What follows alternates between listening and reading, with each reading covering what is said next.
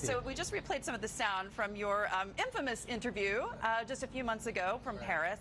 Essentially, you were giving the president an A+ on the economy. Is that still your assessment today? Yeah, I still stand by that position. I think if you look at the economy overall and you look at consumer confidence, you look at job growth, you look at unemployment for African Americans and women, and you look at wages beginning to show some movement upward, I think I still stand by that position, absolutely. Were you surprised by the media storm that came following that interview? I mean, it was an early morning in Paris. You had no idea. You were on vacation. I thought it was just going to be a story that would go into the night.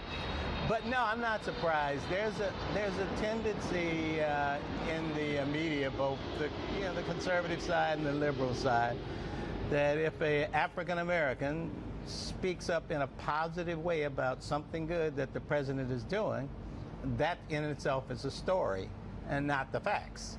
And so, yeah, if I were to say today again, hey, I think Trump is doing a great job, and they'd say, oh my God, a black man said this about Trump, and therefore, what's wrong with him? Does that mean you're going to vote for him?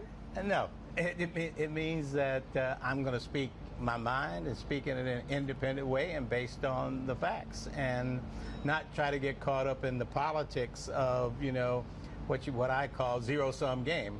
If Trump is for it, then the Democrats are against it. If the Democrats are for it, sometimes the Republicans are against it. That's a problem with the country today, and I don't want to play that game. Walk me through what happens next in terms of the Trump presidency in your view, because obviously we're coming into an election cycle. There's a lot of excitement in the Democratic Party, but at the same time, no real outstanding leading candidate.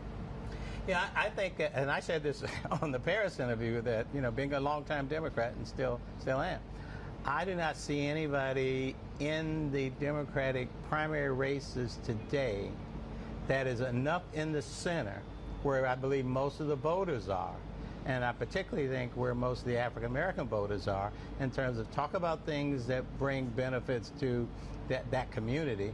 I don't think anybody's talking about that in a way that's going to gravitate to their attention and engage them to get out and vote and get actively involved. So there's no one right now in the Democratic field that you think could take Trump? Right now, no. I mean, you've seen some new entrants coming in. You've seen Mike Bloomberg come in. You've seen Deval Patrick come in. I don't think it's there yet, nor do I think right now today that if you take a snapshot today, I don't think that group is capable of beating Donald Trump, despite what the polls say. What about Michael Bloomberg, though? Because in terms of the politics of the economy, there's not that much difference between his policy outlook and President Trump's. Yeah. No, I've known Mike for a very long time and like him as an individual. Mike is willing to spend a lot of money to and make. He's going to have to. To make the case for the voter. But more importantly than the money is his narrative as to exactly what he's going to do and how he introduces himself, particularly to the African American community. I think he's got to address the stop and frisk issue that was under his leadership when he was mayor of New York City.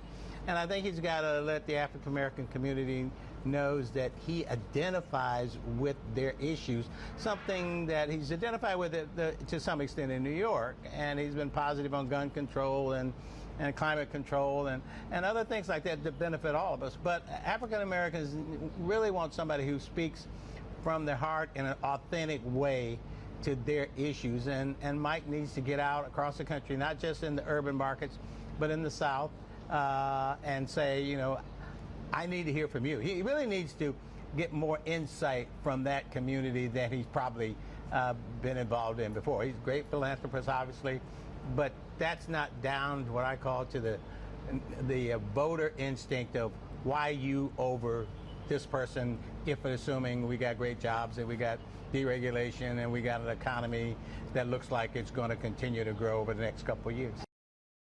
Hey everybody, it's Hadley Gamble from our new CNBC Middle East Bureau in Abu Dhabi. Thanks for stopping by. Now to watch more, you can try one of the videos that just popped up on your screen. And don't forget to subscribe.